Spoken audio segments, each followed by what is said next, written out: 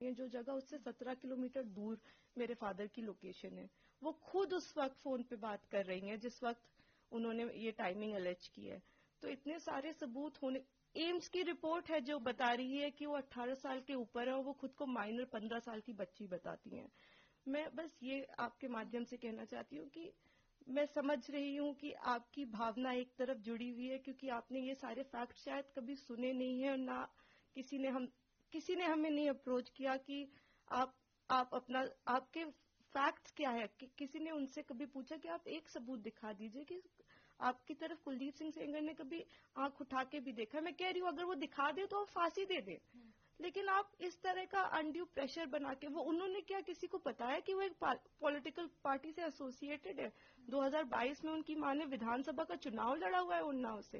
ये सब चीजें वो नहीं बताएंगे क्योंकि वो सब चीजें उनके नैरेटिव को सूट नहीं करता।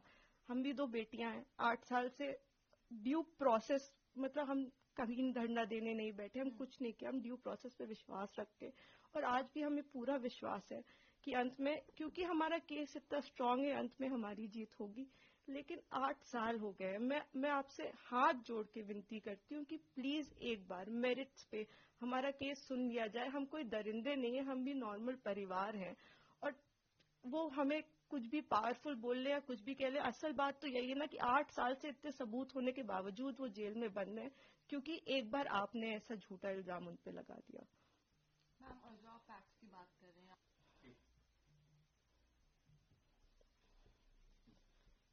इस केस में इन्होंने स्टेटमेंट्स तो अपने बहुत सारे बदले ही हैं, जो कि आप अगर मुझसे कहेंगे तो मैं आपको डिटेल में प्रोवाइड कर दूंगी।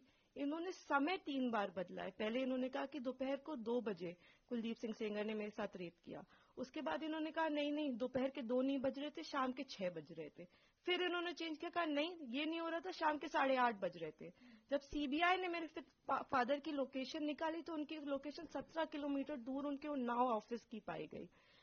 सीबीआई ने दूसरे केस में सीबीआई ने जानबूझ के हमें चार्जशीट किया और उसके बाद जब दूसरे केस में चार्जशीट लगाई तो हमें पता लगा कि हमने जब वो सीडीआर देखे तो हमें पता लगा कि ये तो उस वक्त पे फोन पे बात कर रही थी।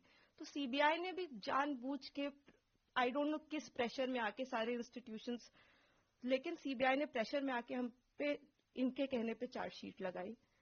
मैं देखिए किसी पे इल्जाम नहीं लगा रही, मैं बस ये कह रही हूँ कि अभी भी ये सारे तथ्य हमारी अपील में मौजूद है। हमारे पास इनका एक एक रिकॉर्ड है।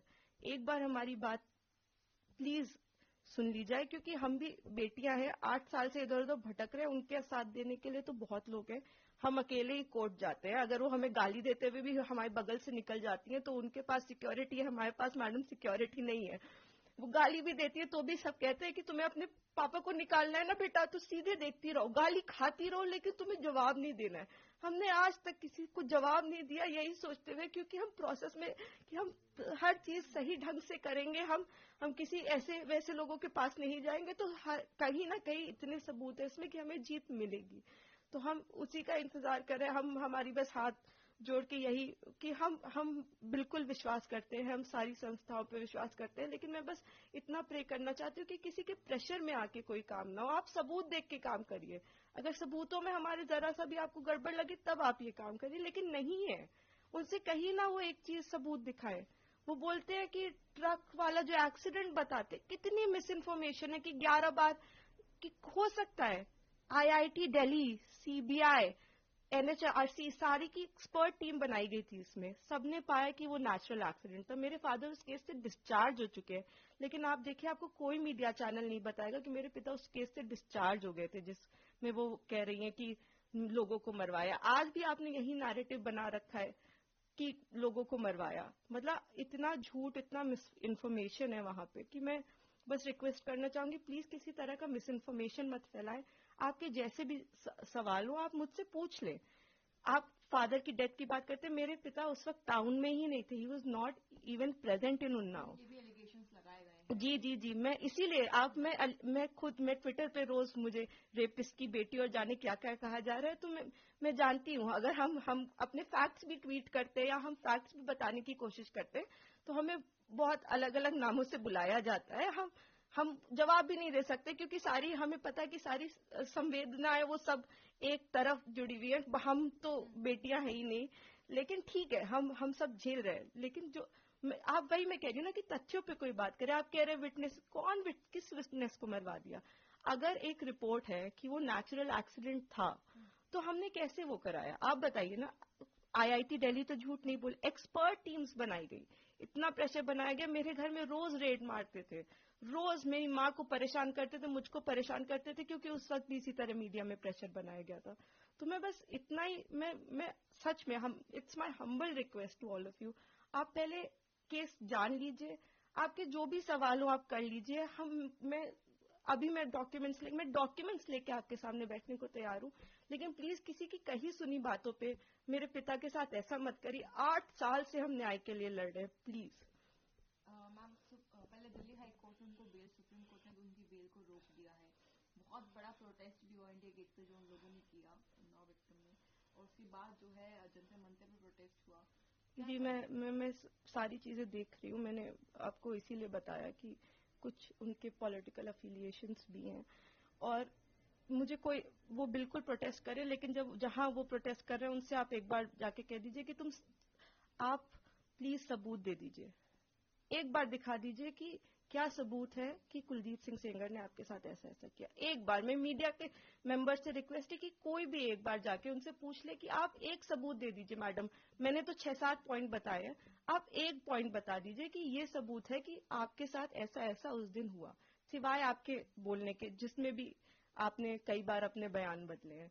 आपने मेरे पिता पे आपने एक केस फाइल किया, अन्य लोगों पे 2.5 महीने बाद आपने सोच समझ के, शायद ये आप में से कम लोगों को पता होगा, 2000 में इनके चाचा हिस्ट्री शीटर हैं, उन पे 17 मुकदमे हैं, 17, and these are not put by us. मैं जब पैदा हुई हूँ उसके पहले से मुकदमे चल रहे हैं, तो इसके पहले कि लोग इसमें भी कुछ सोचे। 17 मुकदमे सन 2000 में वो मेरे चाचा पे अटेम्प्ट टू मर्डर का उनके ऊपर केस चला है, वो इस वक्त तिहाड़ में बंद है, जो इनके चाचा है। तो आज की इनकी दुश्मनी नहीं है हमसे, इनकी दुश्मनी हमसे पुरानी है। तो बहुत सारे कारण हैं। अगर आप मुझे कोई भी मुझसे सवाल पूछना चाहते हैं तो आप मुझसे डिटेल पूछे, मैं सारी सवालों का आपका जवाब। मैं बस चाहती हूँ कि आप फैक्ट्स पे बात करें। आप एक बार, मैं भावनाएं समझती हूँ सबकी, किसी को भी, मुझको, मैं खुद एक बेटी हूँ, मुझे ये कहानी किसी बच्ची की सुनाई जाती तो मैं भी शायद ट्विटर पे गालियां ही लिख रही होती, लेकिन उस कहानी में कितना सच है ये जान लीजिए कि दूसरी तरफ भी हैं बेटियां, दूसरी तरफ भी लोग हैं। जिस इंसान को आप इतना बुरा समझ रहे हैं वो नहीं है, वो 2 बच्चियों के, और मैं इसलिए नहीं कह रही कि आप आर्ग्यूमेंट्स वो लेके आए, लेकिन वो भी इंसान, क्या उन्होंने देखा भी आंख से? आप एक प्रूफ दे दीजिए और आप मेरे पिता को फांसी पे चढ़ा दीजिए। मैं कह रही हूँ, अगर एक भी सबूत है कि मेरे पिता ने उस लड़की की तरफ आंख उठा के भी देखा है तो आप मेरे फादर को फांसी दें। लेकिन अगर वो सबूत नहीं है तो हमें पूरा हक है कि हमारे भी सबूत सुने जाएं। प्लीज हमें वो मौका दीजिए।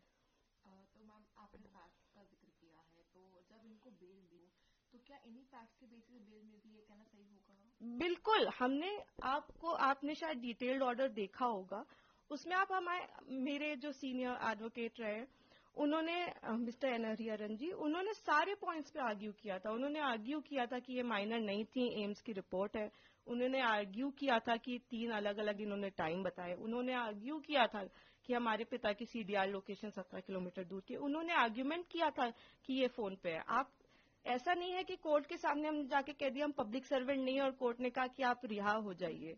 हमने सारा पूरी चीज कोर्ट के सामने प्रस्तुत की और हर चीज लीगली हुई है। मैं कह रही हूँ कि जो लोग ऑर्डर का ऑपरेटिव, आप पूरा ऑर्डर पढ़िए ना, कि क्या हमारी तरफ से सिर्फ एक ही आर्ग्यूमेंट किया गया है। हमने पूरी चीज, हमने 5 पॉइंट अपने कोर्ट के सामने रखे हैं। तो अभी आखिरी सवाल है मैम मेरा आपसे, अभी सुप्रीम कोर्ट ने ब्रीफ को आप कैसे देखते हैं? देखिए, ये तो आप लोग बेहतर समझते हैं कि वेकेशंस में, और आपने मुझे ऑलरेडी बताया ही